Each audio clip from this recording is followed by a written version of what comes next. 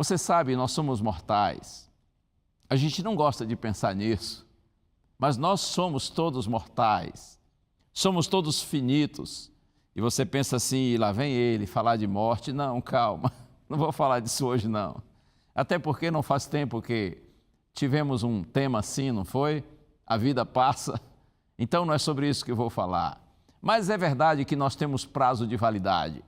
Nós não sabemos nós sabemos nossa data de fabricação, mas nós não sabemos a nossa validade. A gente só imagina, não é?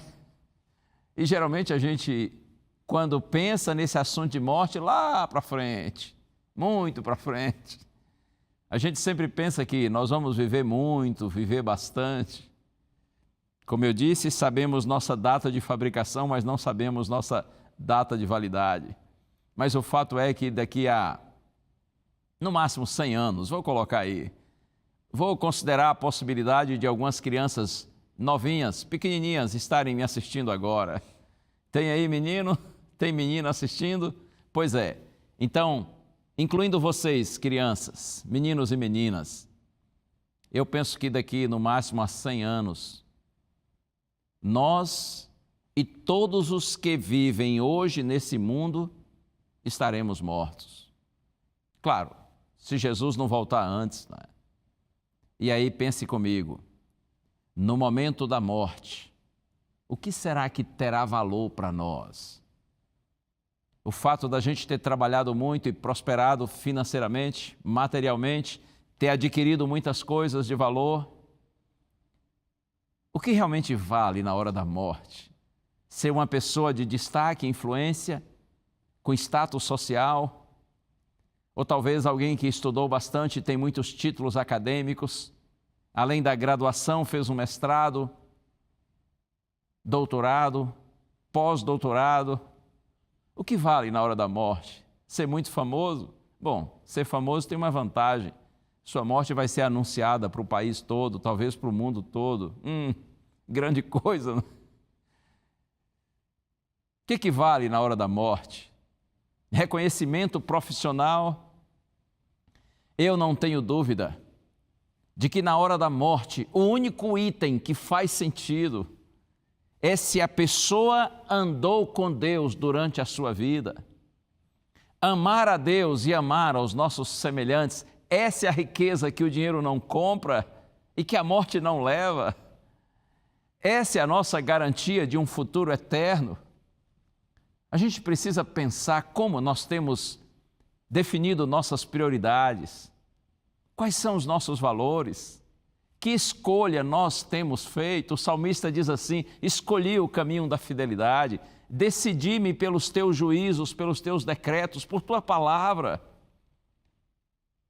A gente precisa pensar assim: que legado será que eu vou deixar quando morrer?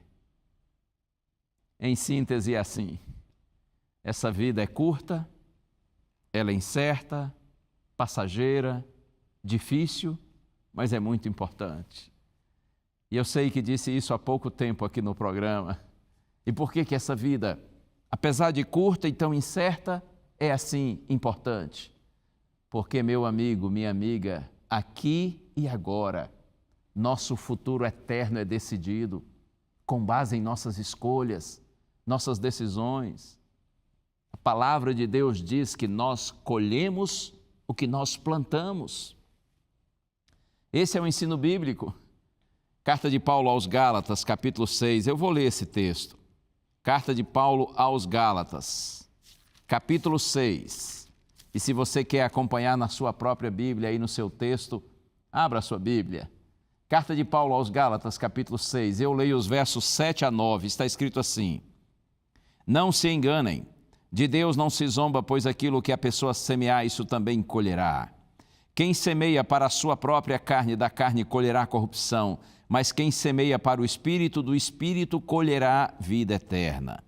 E não nos cansemos de fazer o bem, porque no tempo certo faremos a colheita, se não desanimarmos. De Deus não se zomba. Aquilo que o homem semear, isso também colherá.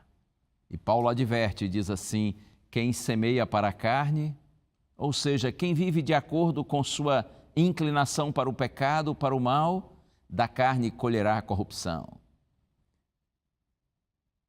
A expectativa não é boa para quem vive imerso no pecado e ignora Deus. Por outro lado, Paulo diz: quem semeia para o Espírito, do Espírito colherá a vida eterna.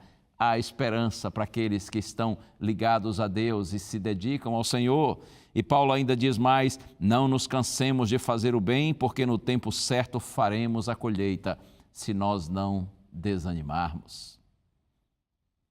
Cada um de nós precisa tomar uma decisão. E a pergunta é: há quanto tempo você tem ouvido o Evangelho? Há quanto tempo você tem tido o conhecimento da palavra de Deus? Há quanto tempo você tem sido chamado para viver pelo Espírito e não pela carne? E qual tem sido a sua escolha? Qual tem sido a sua decisão? E talvez você esteja me assistindo e pense assim: eu de fato tenho ouvido há bastante tempo, tenho tido a oportunidade de conhecer, mas estou aí, ainda não me decidi. Permita-me a franqueza: não decidir significa permanecer separado de Deus, na carne, no pecado, na morte. A grande verdade é que nós não temos duas escolhas. Veja, se você não escolhe Cristo, se você não escolhe Deus, você já está condenado. Você me dirá: não, espera aí, muito radical. Não, é o que a Bíblia diz. Você quer realmente conhecer o que a palavra de Deus diz? Aqui, Evangelho de João, capítulo 3, versos 16 a 18. É provável que você conheça o verso 16.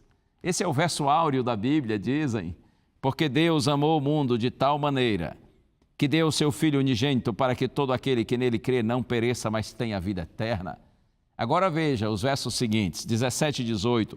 Porque Deus enviou o seu Filho ao mundo não para que condenasse o mundo, mas para que o mundo fosse salvo por ele. Quem nele crê não é condenado, mas o que não crê já está condenado, porque não crê no nome do unigênito Filho de Deus. Quem nele crê não será condenado. Quem realmente recebe Cristo como seu Senhor e Salvador tem a vida eterna. Não experimentará a morte eterna. Mas a palavra de Deus diz que aquele que não crê já está condenado, porque não crê no unigênito, no Filho único de Deus. A decisão é se nós vamos crer em Cristo ou permanecer onde nós estamos. E acredite, de acordo com a Santa Bíblia, nós já nascemos mortos